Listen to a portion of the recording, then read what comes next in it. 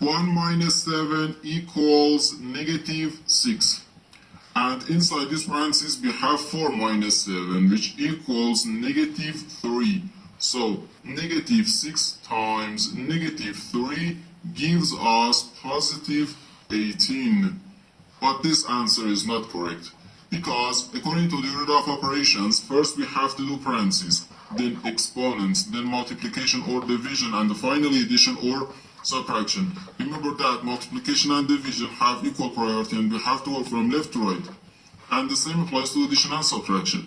In this expression, we have one subtraction, one multiplication, and the one parenthesis. Inside this parenthesis, we have one subtraction. Here we have a multiplication, because in mathematics, when a number is placed next to parentheses, it means multiplication. And we usually don't write the multiplication sign for brevity. Okay, so according to the PEMDAS, first we have to do this parenthesis, then this multiplication, and finally this subtraction. If we do this subtraction before this multiplication or this parenthesis, it is wrong. So first we have to do this parenthesis. Inside this parenthesis we have 4 minus 7, which equals negative 3.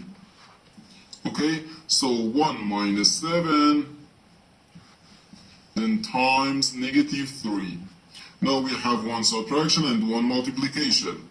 According to the PEMDAS, multiplication has higher priority than subtraction, because multiplication comes before subtraction.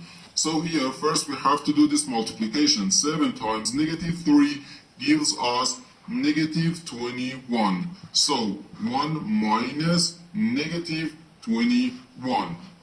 No, negative times negative gives us positive. So 1 plus 21, which equals 22. And this is our final answer to this problem. The correct answer is 22.